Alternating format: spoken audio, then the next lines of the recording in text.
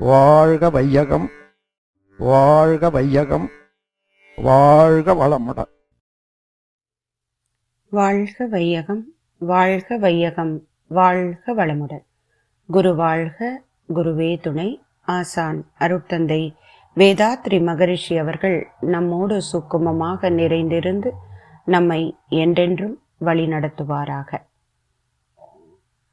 இன்று வான்காந்தத்தை வசமாக்குவோம் என்ற தலைப்பில் மகரிஷி நமக்கு அளித்த ஆன்மீக தத்துவத்தில் ஒரு சில விஷயங்களை நாம் ஆராய்ச்சிக்கு எடுத்துக்கலாம். இந்த உலகத்தில் பிறந்த மனிதனுக்கான வாழ்க்கை லட்சியம் என்ன? வேதாத்திரியம் தெரிஞ்ச நாம சொல்லுவோம் இறையுணர்வும் அறநெறியும். அதுதான் ஒவ்வொரு மனிதனுடைய வாழ்க்கையினுடைய நோக்கம். ஆனால் சாதாரணமாக வாழ்ந்து வளரக்கூடிய ஒரு மனிதனோட வாழ்க்கை நோக்கம் என்ன அப்படின்னு பார்த்தோம்னா, கடவுள் யார் அவங்கள தெரிஞ்சுக்கணும். அப்படி எளிமையா சொல்லலாமா? நம்பிக்கை வழியில வாழ்ந்து கொண்டு இருக்கக்கூடிய அந்த வயதிலும் சரி, அதற்கப்புறம் விளக்க வழி கிடைச்சா சந்தோஷம். இல்லைன்னா அந்த நம்பிக்கை வழியிலே தொடர்ந்து கொண்டு இருக்கவங்களுக்கும் தேடல் என்ன? கடவுள் யாருன்னு தெரிஞ்சுக்கணும். நான் எங்க இருந்து பிறப்பிக்கப்பட்டேன், எதுக்காக பிறந்திருக்கேன், என்னை படைத்தது யார், இதெல்லாம் தானே. அது விஞ்ஞான ரீதியாக பக்தி யோகத்துல, மெஞ்ஞானத்துல, ஞான யோகத்துல எல்லாத்துலேயும் இந்த கேள்விகளுக்கான விடை தான் கொடுக்கப்பட்டு இருக்கு. அப்போ கடவுள் யார், அவர் எப்படி இருப்பார் அப்படிங்கிறதுக்கான ஆராய்ச்சி நம்பிக்கையிலிருந்து விளக்க வழிக்கு போறதுக்கான ஒரு உத்தியாக இப்போ நாம மகரிஷிட்ட கேள்வி கேட்டு எவ்வளவு விஷயங்களை தெரிஞ்சுக்கிறோம். மேலும் மேலும் சுயமாய் சிந்தித்தே தெரிஞ்சுக்கிறோம் இல்லைங்களா? அந்த மாதிரி ஒரு காலகட்டத்துல கேட்ட கேள்விகளுக்கு ரிஷிகளும் முனிவர்களும் கொடுத்த பதில்கள் தான் உபனிஷத்துக்கள் அப்படின்னு சொல்றாங்க. அப்போ அந்த உபனிஷத்துக்கள் கடவுள் யார் அப்படிங்கிறதுக்கு ஒரு சின்ன ஃபார்முலா கொடுக்குது. எந்த ஒன்றை கண்களால் பார்க்க முடியாதோ, ஆனால் எந்த ஒன்றை கொண்டு கண்கள் பார்க்கிறதோ அதுவே கடவுள் என்று அறி. இது என்ன ஒரு விடுகதை மாதிரி இருக்கே. எந்த ஒன்றை கண்களால் பார்க்க முடியாது, அப்போ அது புலன்களுக்கு அப்பாற்பட்ட ஒன்று அப்படின்னு புரிஞ்சுக்கிறோம். ஆனால் அடுத்த ஒரு என்ன சொல்றாங்க? எதனை கொண்டு கண்கள் பார்க்கிறதோ. அப்ப கண்கள் எதனை கொண்டு பார்க்கிறது? அந்த விளக்கம் தான் வேதாத்திரியம் சிறப்பா கொடுக்குது. மகரிஷி அந்த இறைத்தன்மையை பத்தி சொல்லும் போது என்ன சொல்லுவாங்க? காந்த நிலை அறியாமல் கடவுள் நிலை அறிய முடியாது. அப்ப இந்த உலகத்தில் இருக்கக்கூடிய அந்த பொருட்கள் அனைத்துமான அது அத்தனையும் எந்த மூலத்திலிருந்து வந்தது, எப்படி வந்தது அப்படிங்கிறத தெரிஞ்சுக்கணும்னா அந்த காந்தத்தினுடைய தத்துவம் உணரணும். அந்த மேக்னெட், அதை மகரிஷி சொல்வாங்க இல்லையா, மெகா நெட். இந்த உலகம் முழுவதும் அந்த காந்த வலைக்குள்ளே தான் இருக்கு. இது நம்ம எல்லாரையும் உணர்த்தினாங்க வேதாத்திரியம் மூலமாக மகரிஷி. பார்க்கின்ற ஒவ்வொரு பொருளிலிருந்தும் ஒரு அலை வெளி வந்துட்டு இருக்கு. அதில் இருக்கக்கூடிய உயிர் துகள்கள் சுழலுகிறது, அதிலிருந்து ஒரு அலை வருகிறது, அதை காந்தம்னு சொல்றோம். அது முதல் மாற்றம் நடந்து அந்த பரம அணுவாக இறை துகளாக வந்ததே அங்கிருந்து தொடங்குது. எந்த ஒரு தன்மையும் வெளிப்புற தாக்குதல் ஏற்படும் போது அதிலிருந்து வெளிவரக்கூடிய அலை அது காந்தமாக கரைந்து போறது பார்த்திருக்கோம். அததான் மகரிஷி பிரம்மஞான தத்துவத்துல இறைநிலையிலிருந்து நாம் வந்த வரைக்கும் கதையை அழகா சொல்வாங்க.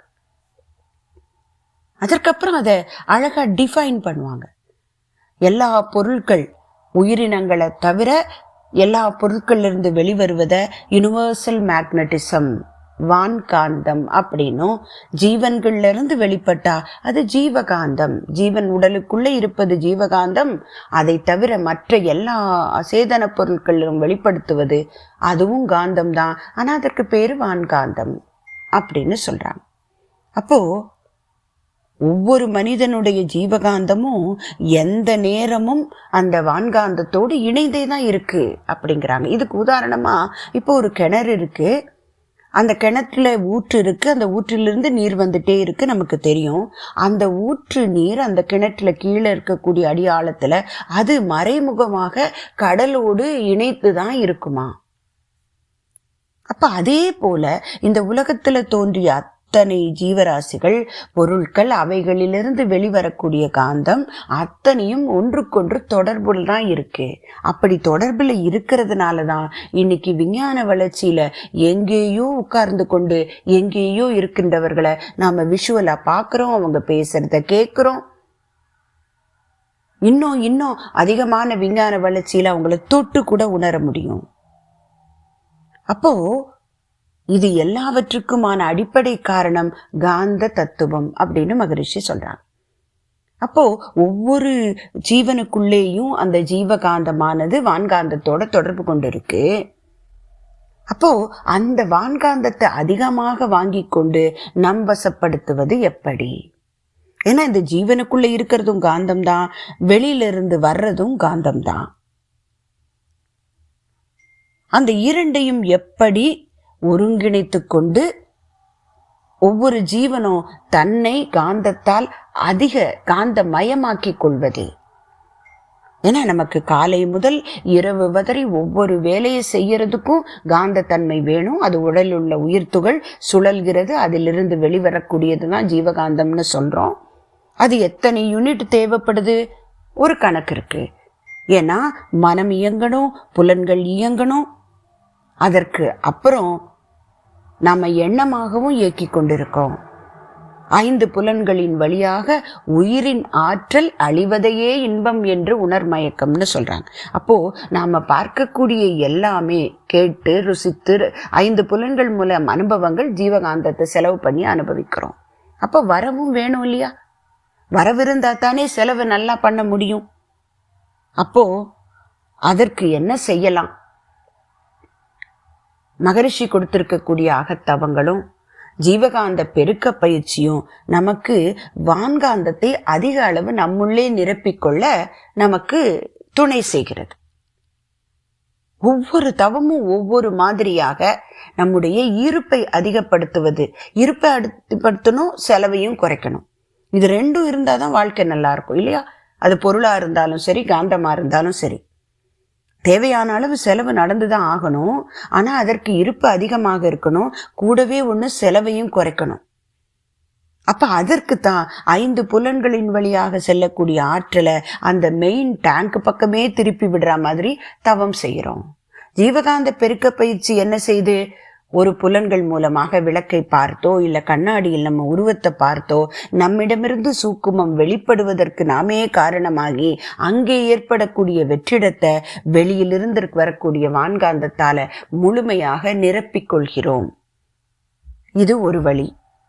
இன்னொரு வழி என்ன அப்படின்னு பார்க்கும்போது, எந்த பொருளோடு தொடர்பு கொள்ளும் போதும் அளவோடும் முறையோடும் இருக்கும்போது அங்கே வான்காந்தம் வசப்படும். இப்போ சூரியனிலிருந்து ஒரு ஆற்றல் வருகிறது, சந்திரன் ஒரு ஆற்றலை வாங்கிக்கிறோம், ஒவ்வொரு கோள்களும் அதிலிருந்து ஆற்றலை கொடுத்து கொண்டிருக்கு. அப்போ அந்த கோள்களுக்கும் நமக்குமான உறவை இனிமையாக்கி கொள்வதற்கு மகரிஷி கொடுத்த பஞ்சபூத நவகிரக தவம். அந்த தவத்தை செய்ய என்ன நடக்கும்? கோள்களுக்கும் நமக்குமான உறவு இனிமை காக்கப்படும். அந்த இனிமையினால் வான்காந்த இருப்பு அதிகமாகும். சரி, அதையும் தாண்டி காலை முதல் மாலை வரை கண், காது, மூக்கு, செவி இந்த 5 புலன்கள் மூலமாக அழுத்தம், ஒளி, சுவை, மணமாக அந்த பஞ்சதன் மாத்திரைகள் வெளிப்பட்டு கொண்டே இருக்கிறதே. அப்போ ஜீவகாந்தம் வெளிப்பட்டு அது வெளிப்பட்டு செலவு செய்வதைத்தானே நாம சுகமா அனுபவிக்கிறோம். அப்ப அதுல அளவும் முறையும் காப்பதும் நமக்கு அதிகமான காந்த வரவை அதிகப்படுத்தும். அமைதி நிலையில இருந்து பார்க்கக்கூடிய பொருளை எல்லாம் அந்த பரம்பொருளில் இருந்து வந்தது என்று ரசனையோடு பார்க்கும்போது அங்கே நமக்கும் அந்த பொருளுக்குமான தொடர்பு இனிமையாக்கப்படுகிறது. ஒரு மொழி, மேலை நாட்டு மொழி சொல்லுவாங்க, you cannot disturb a flower, pick up a flower without disturbing a distant star அப்படின்னு சொல்லுவாங்க. அப்போ எந்த ஒரு செயலை நாம் செய்யும் போதும் எங்கோ ஒரு இடத்தில் ஒரு அசைவை, ஒரு விளைவை அது ஏற்படுத்துகிறது. அப்போ அந்த விளைவு நல்லதாக இருந்தால் நமக்கு வான்காந்தம் வசப்படும். அப்போ அதற்கு என்ன பண்ணலாம்?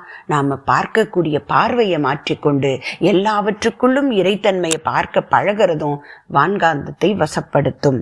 அந்த வகையிலே மகரிஷியின் தவமும் நம்மை நாமே தற்சோதனை செய்து அந்த இறை உண்மை புரிந்த நிலையில, முழுமை பேறு நிலையில் வாழும்போது மற்ற உயிர்களுக்கு துன்பம் தராமலும் துன்பப்படுவோருக்கு உதவி செய்தும் வாழும்போது கண்டிப்பாக வான்காந்தம் வசப்படும், அமைதி நிலை கிடைக்கும் என்பதை புரிந்து கொள்வோம்.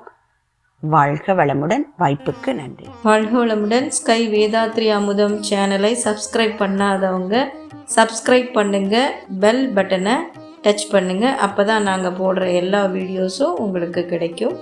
நன்றி. வாழ்க வளமுடன்.